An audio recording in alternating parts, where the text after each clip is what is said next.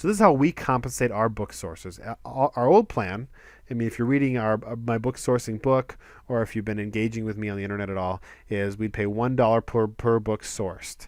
So if they found a book that met our criteria, we give them $1 for it. And oftentimes our book sources were sourcing between 30 and 50 books per hour. I mean, we would help them. We'd set them up to succeed. We'd point them in the right direction, and they just would go, and they learn the system. They learn how to source, become very proficient at it. They're able to source 40, 50 books per hour. They're happy because they're making their money, and we're happy because we're getting a lot of books. But one thing we found out is the average cost of books was kind of right around $1.75 to $2. And although that met our criteria, we really wanted to do all that we could to get the cost of goods sold down. So we wanted to incentivize that. And because we were already paying them between $40 and $50 an hour, we thought if we restructured our compensation plan a bit, we might be able to motivate our people, our book sourcers, to find cheaper books. So currently, if they buy a book between 0 and 50 cents, we give them a $1.50 finder's fee. If they buy books between 51 and $1, we give them $1 finder's fee. So that's their dollar. But if they're buying books on the upper end of the buy cost, $1.01 to $2, they only get 50 cents. So you see the incentive there is to find books at $1 or cheaper. And that could be as simple as wheeling your cart over to the store manager at a thrift store and saying, I'm planning on buying these 300 books or 200 books or 100 books or whatever. If I buy them, would you be willing to give me a discount for making a bulk purchase? And they could, right there, they could say, you know what? Yeah, we'll give you each of those books for 50 cents a piece. And if they said that, my book sourcer just went from making a dollar per book or 50 cents per book to making $1.50 per book. And that's exactly the kind of incentive we want built into our compensation plan. So think about that. Think about what your compensation plan is subliminally telling your book sourcers to do. Is it telling them to work a lot of hours? Is it telling them to be complacent with the salary?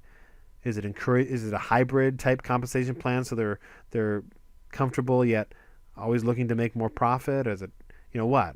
And just kind of like walk through the process in your mind of what people might be thinking based on the way you're thinking about paying them. So in conclusion, pick a plan that best fits your business model. So just because I do a finder's fee doesn't mean you have to do the finder's fee. In fact, I know there's plenty of people out there that would be happy to work and do this job for $15 an hour. $15 an hour would be great. They can put an earbud in their ear. They can listen to a podcast, and they can scan books. And you know what?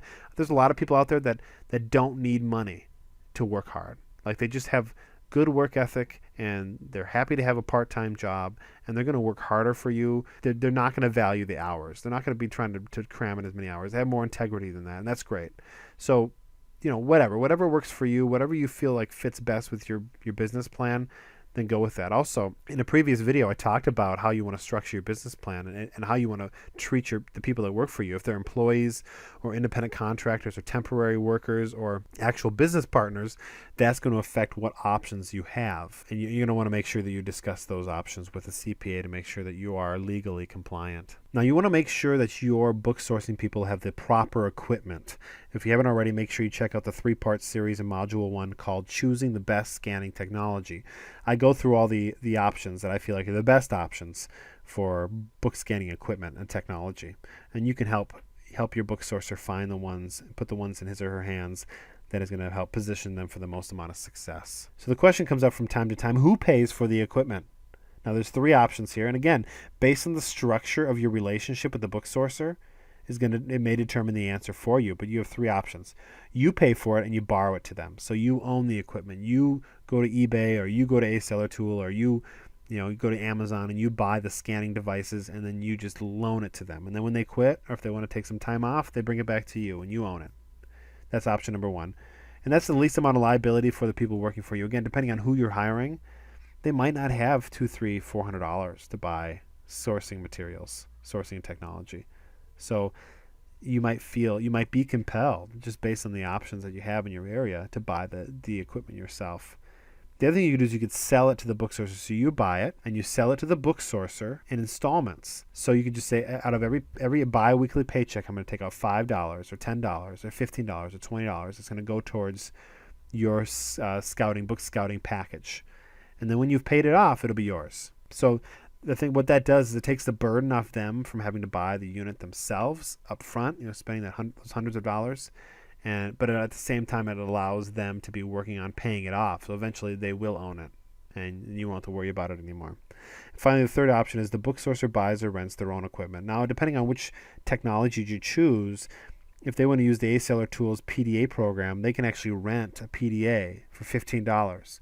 So $15 per month plus $30 per month, and they'll have all the technology and the equipment that they need to go out there and source books. And the great thing about that is it's only $45 a month, so they really don't need to source that many books to pay that off. If you're paying them $1 per book, that's 45 books. So if they can do 45 books per month, then they'll break even. And guaranteed, if they're getting into this business, even at a part-time level, they're going to want to source more than 45 books a month, right? I mean, he's probably doing a couple hundred a week. I mean, depending on if you're going to set any minimums or maximums. So those are the ways that equipment can be purchased. The next question you may have is who's going to pay for the books? Now, again, there's some options here as well.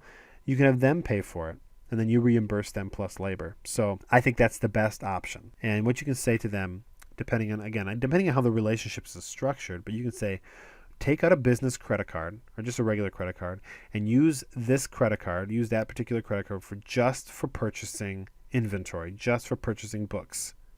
And then every other week when I pay you, your finder's fee, I'll also pay you for all the dollars you spent buying books. And then you can take that money, you can immediately pay off that credit card and then put the rest in the bank. And what that does is you're guaranteeing them, as long as you're just putting business charges on there, I'll guarantee that your credit card is paid off every month before the bill comes due. A couple things are going to happen here.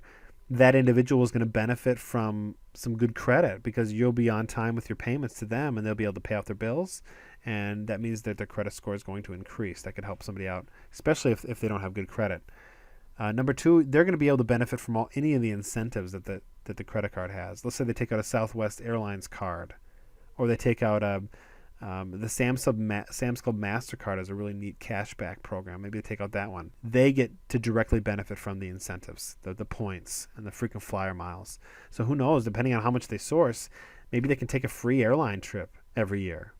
And it's free because they're just buying inventory and being reimbursed for it. The other option is you pay for it. And there's different ways that you can do that. You can give them access to your credit cards. If you really trust them, you can open up maybe a credit card that doesn't have a huge limit on it, and you can call the credit card company and say, I'd like to add a user onto the credit card, and they'll just put their name on there. But then all the liabilities on you, because they could, in theory, go out and max out that credit card, and there's nothing really you can do about it. You can take them to court, but good luck because you put them on the card as an active, authorized signer. So it's probably not going to hold up. So you would really need to trust them with that option. The other option is you can give them cash. Give them enough, estimate how much it's going to cost, and give them cash. And there's some obvious liability there depending on how much cash you give them. And the other option is gift cards or reloadable credit cards. I know some people that do that. They'll just load up a rechargeable Visa card and send out their book sources with that, and that's an option too. And then you can just put more on demand. And I think there's always some fees involved with that, but that's a safer way for you to provide people the capital they need to buy books without enduring too much liability.